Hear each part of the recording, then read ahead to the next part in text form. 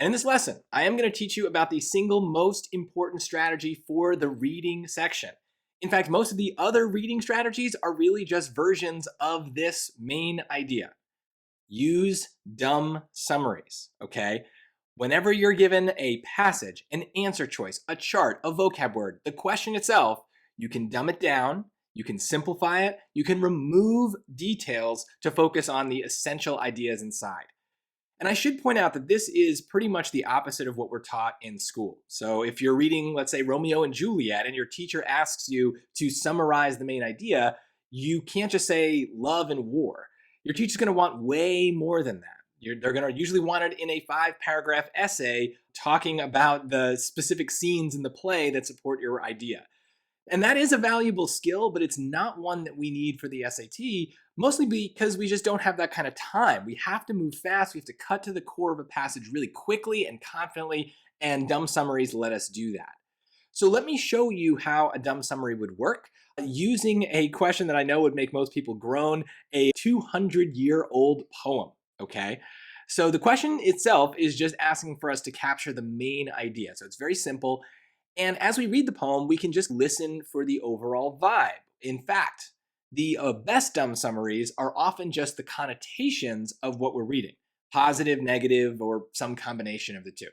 So as I read this aloud, try to notice the individual words that stand out to you as having a strong connotation, and then we'll add them up and try to find an overall connotation of the poem. All right, here we go. O rose, thou art sick, the invisible worm that flies in the night in the howling storm has found out thy bed of crimson joy, and his dark secret love does thy life destroy. All right, so is this poem positive, negative, or something else? My dumb summary is that this poem has a negative connotation. There are a lot of negative words in this passage. Sick, worm, night, howling storm, destroy. Now, I will admit, there are some positive words too, like joy and love. But think about the context. It's a dark secret love, okay? Sounds bad. And even if joy is positive, just think about how much it's outweighed by all of those negative words, okay? So I really go with just what the majority is saying here, and it seems like most of the words are negative, so I'm going to classify this passage as negative as well. And then I'm going to hope that I can find an answer choice that also, as if I dumb summarize it, will be negative so that I can find a nice match. So let's just go through them. Choice A, to celebrate the harmony between life and death in nature. Well, that sounds positive to me. Celebrate harmony, these are positive ideas, and it's very unlikely that we're going to use a positive answer choice to summarize a negative passage. So this is probably wrong. Choice B, to explore the complex relationship between decay and rebirth.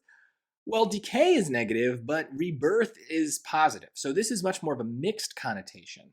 Maybe it's right. I mean, there are some positive words in the poem, but I don't know. I'd really like the choice to be much more negative since the passage is much more negative too.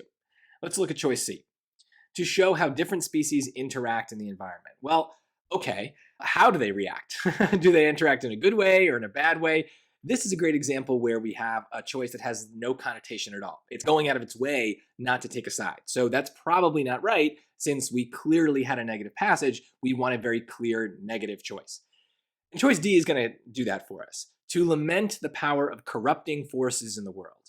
Okay, so maybe you don't know exactly what lament means, but I bet that you've encountered that word at some point before, and you probably have a vague sense that it's negative. And corrupting is definitely negative. So we have a lot here. This is definitely going to be the answer. We have a negative answer choice summarizing a negative passage. It's really a great fit. And we won't always get that lucky, but it does happen a lot that we don't need to get into the details to find the one right answer. In fact, notice we did not reread this passage a dozen times to understand it. We read it once, we picked up on some words, and we were able to summarize it pretty confidently and get the right answer. Now, there are going to be some harder passages and harder questions to come, and so we'll talk about those in other episodes. We'll get into some more advanced reading strategies to deal with that complexity. So, make sure you subscribe so you don't miss those. But for now, I really want to focus on how powerful it can be to just focus on the connotations. So let's take a look at a vocab question where even if we don't know the specific definitions of the words, we might be able to use the connotations to help us. So, as I read any short vocabulary passage, I'm always thinking about connotation. I'm always creating dumb summaries the same way that we did before. I think about the connotations of individual words, and then I try to sum them all up and think about an overall connotation of the passage. So, as I read this, I'm going to highlight the words that I think matter. So, let's take a look at the first sentence here. The United States Congress commissioned Horatio Greenough to sculpt a statue honoring the country's first president on the centennial of his birth in 1832.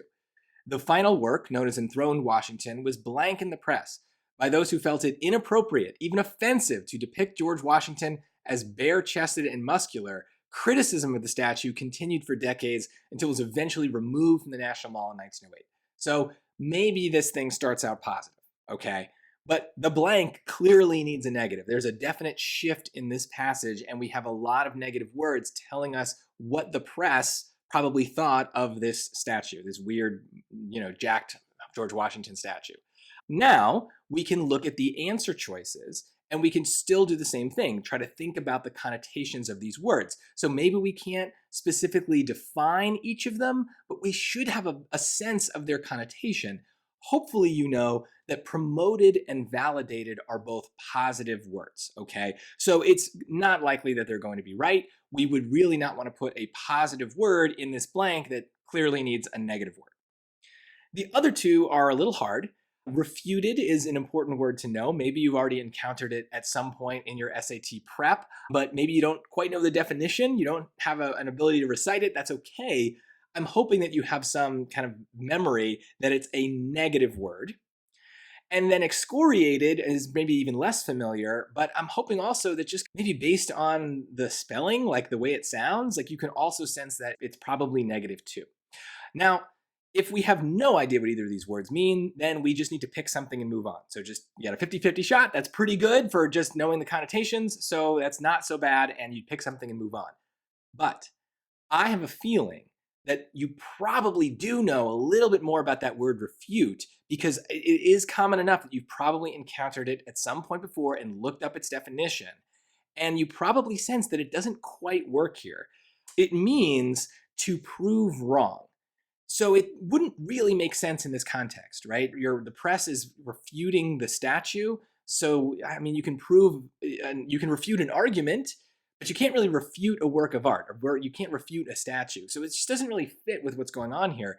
And so that might be enough then to pick excoriated, which is the correct answer. And to be clear, excoriate means to severely criticize. So it is perfect. That is exactly what the press is doing. They're calling it inappropriate and offensive. It says criticism later on. So excoriate is the perfect fit for this blank. And even if you had no idea, the connotations are really helping us out here. They're giving us a sense of what we should be looking for, and they're eliminating some answer choices that maybe are traps or maybe tempting for other reasons, but it's letting us focus on a few key ideas instead of everything at once.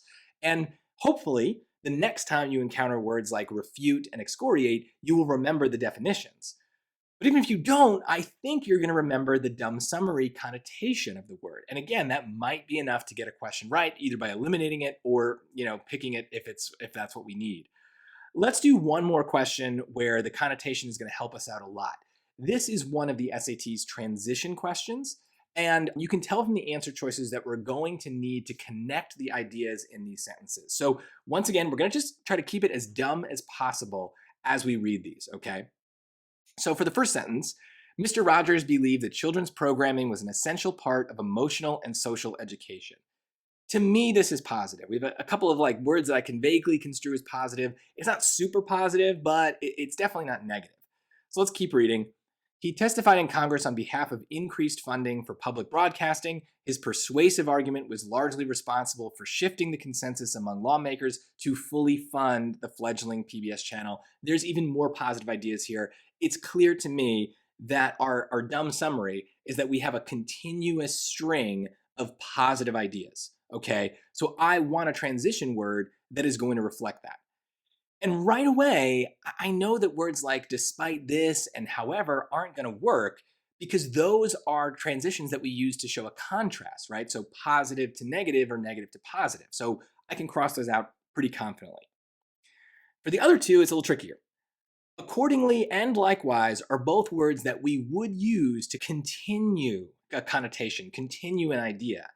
So in a dumb summary way, those it's not really going to be enough to just pick the right answer. This is the limit of a dumb summary. Sometimes we have to be a little less dumb and we need to dive a little deeper into what the words mean, what the passages mean, but it's okay. A dumb summary can be more than a connotation, and these transition words are a great place to show that. Because as you can see, they're complicated words. They're the kinds of words that you probably don't use in your everyday conversation, but they replace words that we use all the time. So we can dumb these transition words down to their dumb summary version. So for things like despite this and however, those are basically just fancy versions of the word but. So put the word but in the blank. Does it make sense? No, we're not making a contrast. So yeah, it doesn't work. Likewise is the word and or also. It continues an idea, it shows maybe a comparison, and accordingly is more like the word so, which we use every single day to show a cause and an effect. So it has a little bit more meaning than the word like likewise. So if we think about them in these kind of dumb terms, these dumb summary versions, I think it's pretty clear that accordingly is the right answer. And we can do that, we can test it by plugging it into the blank, plugging the dumb version into the blank, and making dumb versions of the sentences too. So it says something like, Mr. Rogers believed in children's programming, so he testified on its behalf to Congress, right? That's what they're saying, that flows, that makes logical sense. So the dumb summary helped me understand this complicated idea. And so we don't always get everything we want from the connotation, but I still think that the simplicity of a dumb summary reminds us that we can deal without a lot of the details. We can really focus on things in very simple ways and it will make sense.